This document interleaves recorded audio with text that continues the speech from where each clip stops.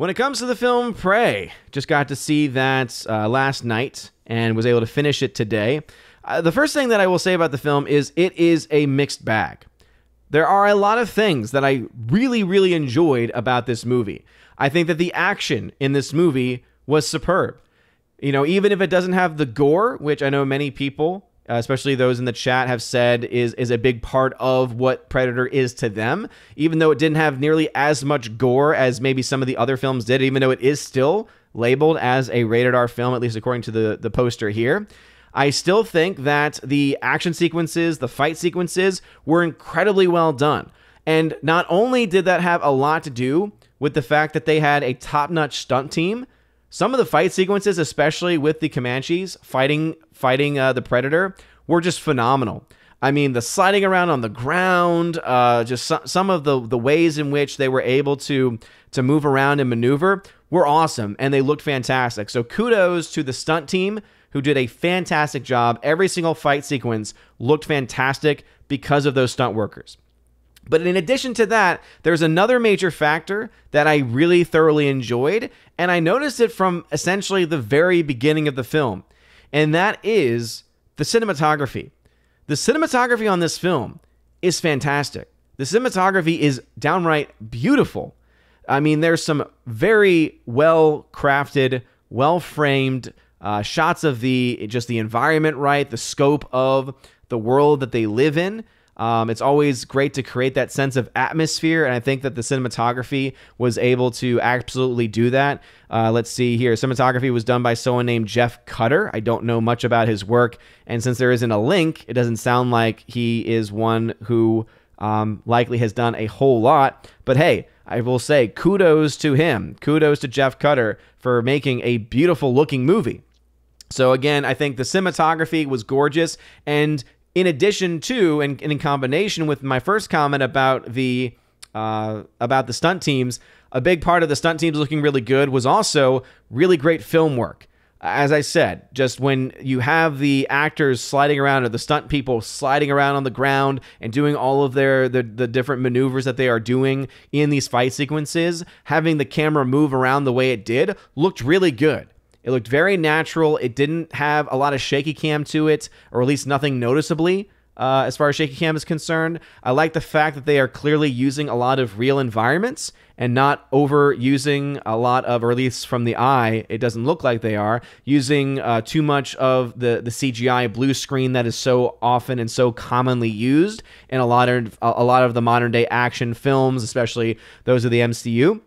And so I think there's a lot of stuff that's worthy of praise. And so I think that if you are someone that is very big into cinematography, very big into action sequences and stunt teams, I think that this is a film that you are probably going to be able to enjoy, because when the Comanche warriors are fighting, you're like, oh dang, this is pretty awesome. This is pretty great. This is pretty well done. So great cinematography, great stunt work going on as well. Can't say that I really remember anything as far as a score is concerned. Apparently, it was composed by Sarah Schachner. I don't really know much about her in general. I can't say that I remembered all that much, which means that, hey, it probably then did its job. If a score is not distracting, and if it is complementary, meaning that it doesn't take away from the film, but rather supports it, that's one of the signs of a good score, right? There's two signs of a good score. One is if it supports the film, doesn't distract away from it, and does that job. The other is if it's iconic and a character in and of itself, right? You can have either one of those factors, and the score is good because of that.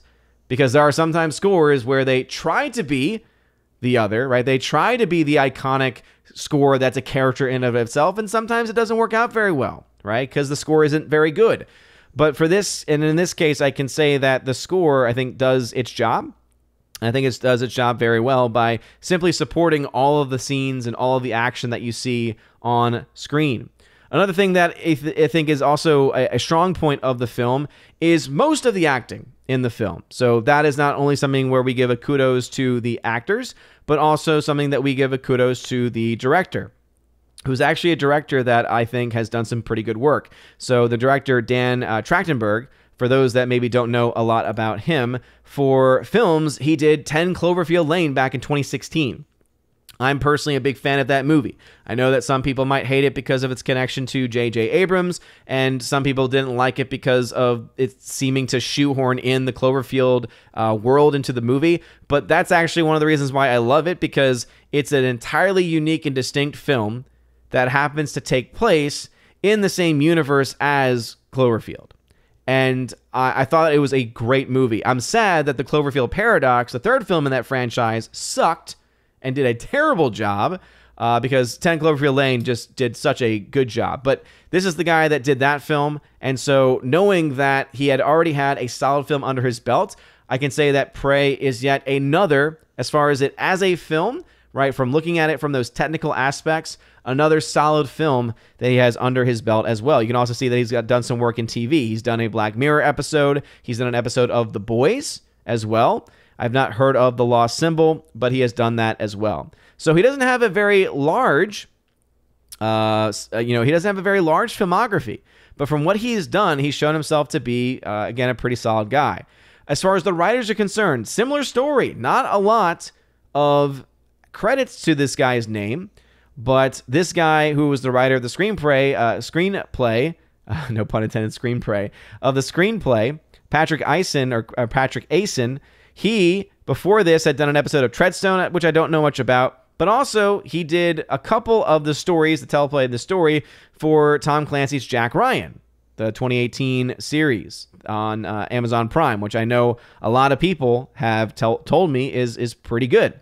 So even though he's got very little work, the work has been seemingly pretty solid. So cinematography, I thought, was pretty solid. The direction, I think, was pretty solid. And most of the acting was pretty solid as well. Not to mention, I thought that the design for the Predator looked pretty good to me. It looked pretty good to me. And again, I'm not a diehard Predator fan, so if it looks different than the other Predators or anything like that, I wouldn't know. But I thought that it looked pretty well. I think that, and I appreciate the fact that they seem to, at least to my eye, use, on most occasions it seemed, some type of practical effects suit, which I always appreciate and always love. And whenever we saw that, it looked fantastic. Some of the CGI, especially when the Predator is jumping around from trees and stuff, was a little bit, a little bit soft. It didn't look crisp and clean. It just didn't look very realistic in certain respects. And so I think I had some issues with that. But for the most part, I guess the CGI wasn't all that distracting. I thought that the invisible Predator, I think that effect actually worked out very well and actually looked very good as well.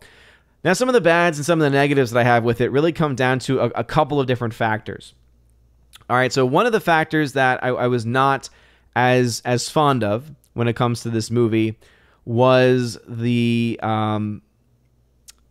fact that if you think about this movie and you think about this film within the context of the entire Predator franchise, it is hard, I think, to wrap one's head around the fact that you've got military guys in the first Predator film who can't seem to defeat or be able to figure out this Predator.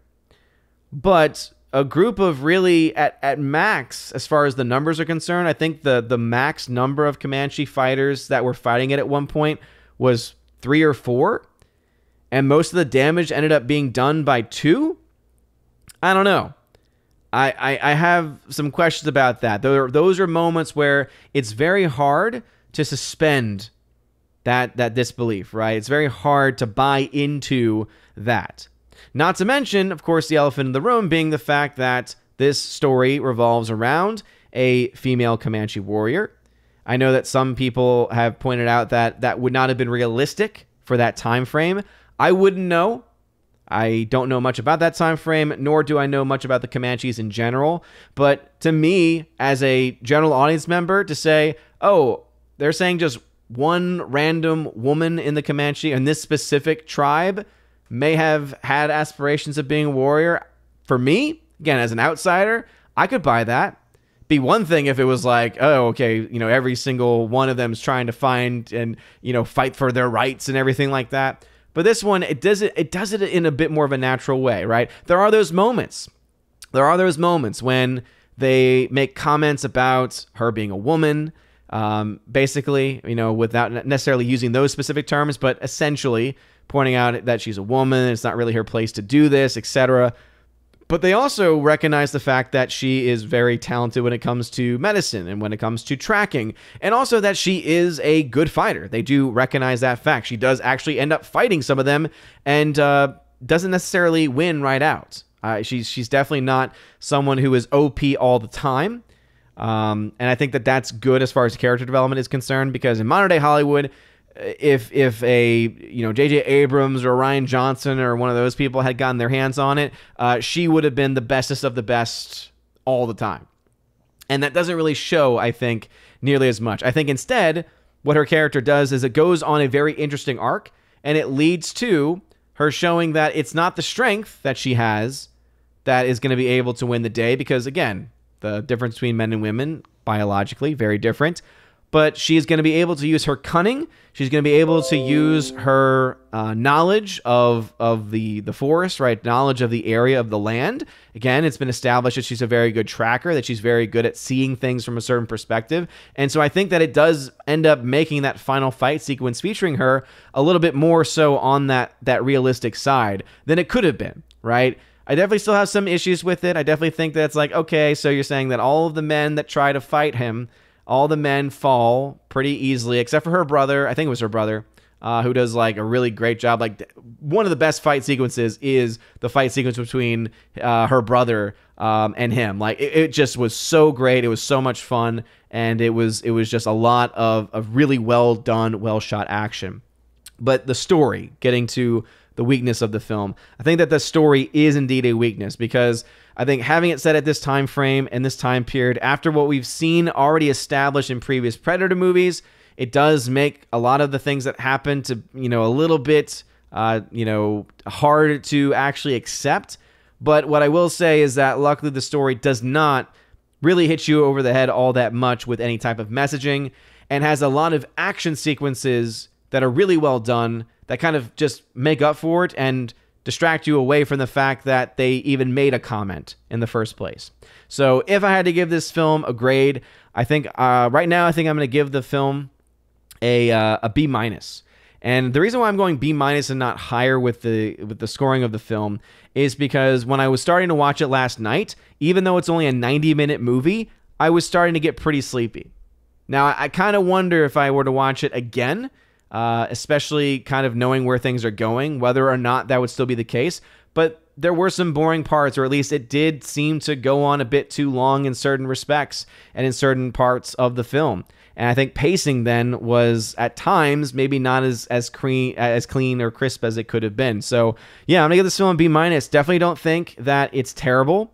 I think that the people who are kind of pushing that as it being a woke disaster, I don't think that's true. I think that they are letting the marketing for the film influence their view of this movie.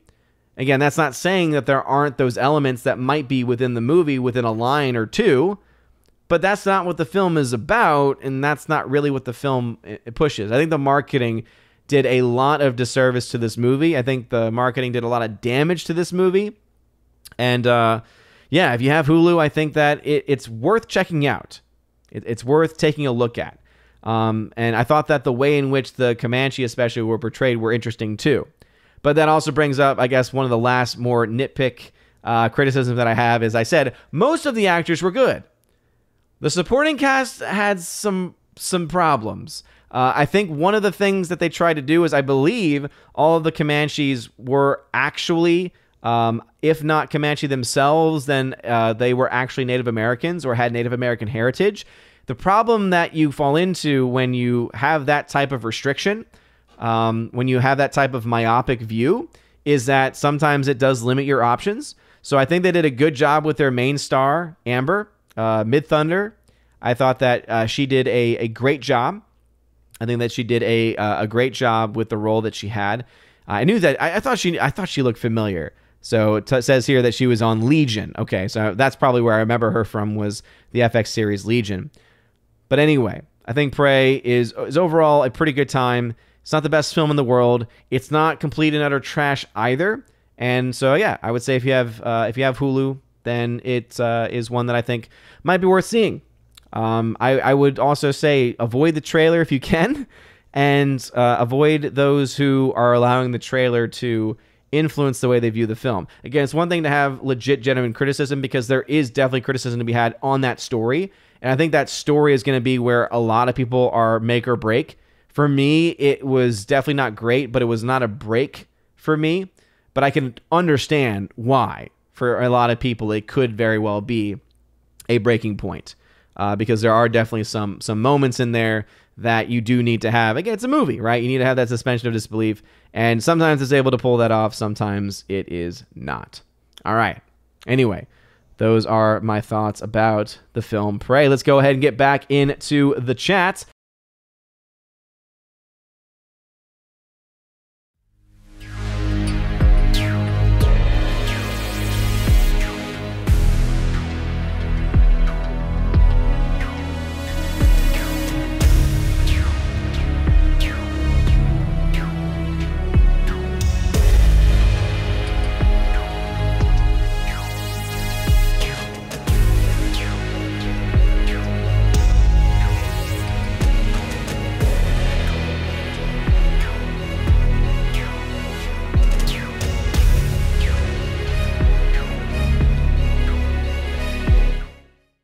And now for a huge shout out to all of my Keeper of the Bifrost and Chosen of Valhalla members over on Patreon, Subscribestar, and Locals. Starting off with my Patreon supporters, we got Chris from the 80s, who you can check out on YouTube, Garrett Searles, Hymir Irie Hymason, Jeff Toon, Joe Horn, Jonathan Carney, Laura, The Modern Major General Story, Father Luca Illick, Orange Hat Reviews, who you can also check out on YouTube, Rosetta Allen, whose YouTube channel's name is Eagle Rider, Stan Andrian, Miss Martin Muses, who also has a YouTube channel, and the Empress of the Universe, Tina B, who you can check out on her show that she does with the amazing Stephanie B, my Valkyrie, on a show called Soup to Nuts on Tina B's channel. Also to my Subscribestar peeps, we got Matt317, who you can support over on Twitch, same name, Storm Tracker, The R, Fast Reaction, Mr. Roy, J-Rod, The Beer Guru, and ZK-Man, who you can support over at xtheboundaries.co. And lastly, to my Locals members, we got Miss Minnesota Hockey Fan, How About a Hockey Player? We have UAB Mad Dog Mike Jackson for the win,